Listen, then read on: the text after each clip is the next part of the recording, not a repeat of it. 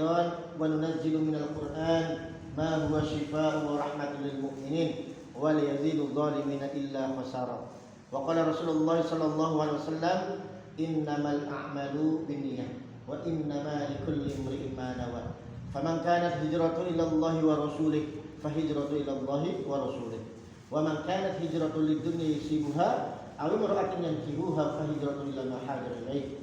Alhamdulillah, puji syukur kehadiran Allah Subhanahu wa taala yang mana di kesempatan malam hari ini saya bisa datang bersilaturahmi bersama saudara-saudara keluarga besar ya.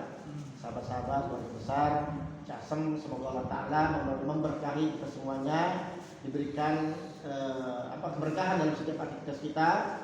Ya, Allah ridho dengan apa yang kita lakukan, maka patutlah kita bersyukur kepada Allah Subhanahu wa taala.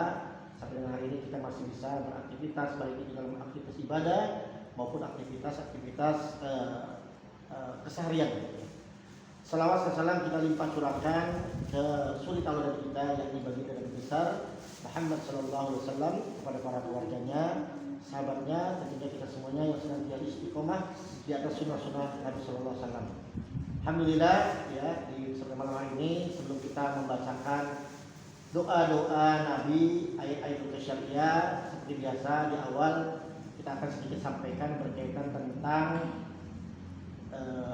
keilmuan ya, tentang tauhid, tentang syariat Nabi ya. Karena ini sangat penting. Dalam ruqyah ada kaidahnya, ada metodenya. Ya, mungkin kita sedikit mengulas ya. Ruqyah itu kalau dari bahasa artinya jampi-jampi. Ya, jampi-jampi.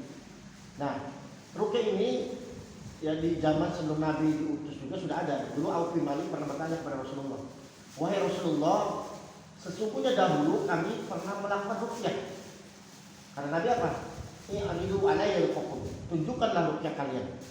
La ba'sa bi ruqa ma lam takun syirka. Enggak mengapa dengan ruqyah selagi di dalamnya tidak ada unsur kesyirikan. Jadi ruqyah itu ulama membagi menjadi dua, ada ruqyah syariah, ada ruqyah syirkiyah. Nah, yang dibolehkan, yang disunahkan adalah ruqyah syariah. Apa sih ruqyah syariah? Ruqyah syariah itu bukanlah pengobatan alternatif, ya, perlu digarisbawahi. Ruqyah adalah pengobatan Islami dengan cara dibacakan doa-doa Nabi, ayat-ayat suci Al-Quran, dan di dalamnya ada nasihat-nasihat berkaitan tentang agama. Ya, itu ruqyah, tidak ada unsur lain. Ya, tidak ada terawang-terawangan, tidak ada. Tidak ada dengan tenaga dalam, tidak ada. Ya, tidak ada dengan ritual-ritual khusus. Nyembelih ayam, siapin kopi, ya 2 bungkus, samsu 2 bungkus, enak banget. Nasi uduk sepiring pakai ayam, nah, itu gak ada. Nah, itulah yang dilakukan para dukun, itulah yang dilarang. Jadi kata Allah dalam Al-Quran, wala talbisul haqqa bil batil. Janganlah kalian mencampur adukan yang hak dan yang batil. Karena apa? Ruqyah syirkiyah yang dilarang itu terkadang dalam hal tampilan sama kayak ustaz ya, jenggotan, kayak gamis, ya pakai surban, yang dibacakan Al-Quran, kadang doa Nabi, tetapi dicampur aduk dengan sesuatu yang dilarang. Ya misalkan Bu Haji mau ruqyah, tolong siapkan ya ayam hitam 2 ekor, beras 1 karung, wah enak banget. Nah, itu nggak ada gitu. Atau bisa jadi begini, salah satunya adalah ketika ciri-ciri ruqyah syirkiyah biasanya ketika baru berjumpa datang, ya pertama yang ditanyakan biasanya ibu kandung. Itu ciri-ciri perdukunan.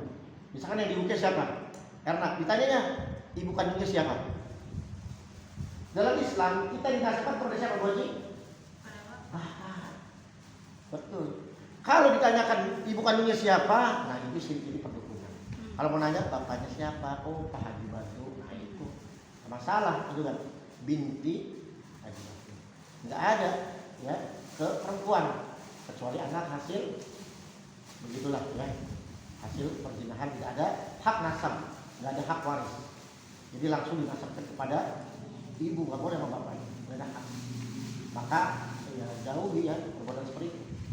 Jadi kembali lagi ya ke laptopnya, bahwasannya ruqyah itu adalah pengobatan Islam, bukan pengobatan alternatif. Ya, insya Allah berpahala karena di situ ada syiar, ya, ada sunnahnya. Bahkan Nabi SAW, Nabi kita juga pernah diruqyah oleh malaikat Jibril. Jadi Nabi itu pernah disihir oleh Yahudi namanya Lubai al-Asam. Melalui apa? Bekas sisir Nabi yang ada sisa rambut. Dari rambut itulah dijadikan objek untuk menyihir Nabi SAW. Lalu diutuslah malaikat Jibril. Lalu malaikat Jibril itu membacakan satu doa. Apa doanya? Ada sudah hafal belum? Ah betul. Belum. Doanya jawab ya. Doanya apa? Ayo mau jawab silakan. Kayaknya udah tahu nih. Iya. Bismillahirrahmanirrahim. Min kulli syai'in yudik wa min syarri kulli nafsin aw ain hasid. Allahu yasfi. Bismillahirrahmanirrahim. Dengan nama Allah Akbar. Ya. Nah, itu doa yang diajarkan Jibril. Ya, kepada Nabi SAW. Nabi aja diruqyah. Apakah bisa Nabi enggak kena sihir? Ya bisa. Justru ini Allah mengizinkan Nabi kena sihir tujuannya untuk memberikan ibrah, memberikan pembelajaran kepada orang bahwasanya kita ini sebagai manusia biasa ya, jangan pernah merasa sudah cukup dengan amalan kita, dengan ilmu kita. Ya, kita ini makhluk yang lemah. Ya, mempunyai celah. Sekelas Rasulullah aja bisa kena, apalagi kita. Maka banyaklah bagaimana caranya ruqyah yang diajarkan oleh Nabi dan juga para sahabat. Ya, dan juga bagaimana fokus kita pada perbentengan diri ketika kita agar terhindar dari gangguan jin, sihir dan ain. Ya, dengan doa-doa, dengan zikir-zikir, bukan dengan benda-benda ditaruh-taruh di atas apa? Kusen, ditaruh di atas plafon, ditaruh di dompet, dijadikan kalung. Itu benar, nggak boleh. Ya, nggak boleh. Itu adalah nanti sama aja dengan kesyirikan. Atau kalau orang dulu apa? Habis lahiran dipasangin apa bang? Pakai jarum, pakai tombak, ingat? Padahal Nabi udah ngajarin, Allah udah ngajarin agar kita terhindar dari gangguan jin, sihir, ain dengan zikir-zikir yang diajarkan Nabi. Seperti apa buat yang biasa kita baca ya zikir ya. A'udzu bikalimatillahi tammati min syarri ma khalaq. Atau apa? Bismillahilladzi la yadurru ma'asmihi syai'un fil ardi wala fis sama wa huwas samiul alim. Jadi rutinkan baca zikir itu. Bahkan kata Ibnu Qayyim Az-Jauziyah, ketika kita merutinkan membaca zikir pagi dan petang, kita bagaikan memakai baju besi. Tidak ada yang bisa mencelakai kita. Orang yang mau niat jahat, orang yang mau nyihir kita, ya lagi jalan tiba-tiba ada ular, kita baca zikir insya Allah ularnya jadi meleos. Ya, jadi nggak jadi. Karena apa? Kita dijaga oleh para malaikat. Iya. Mau keluar, ya takut geledek, takut bencana alam. Kalau kita mengamalkan zikir itu, insya Allah kita dijaga. Maka orang Muslim itu nggak ada lagi ketakutan, nggak ada lagi ketakutan, kekhawatiran itu nggak ada. Ya, mau kemanapun dia, dimanapun kondisi sedang apapun nggak ada ketakutan. Ya, karena seorang Muslim itu udah siap dirinya dimanapun, ya,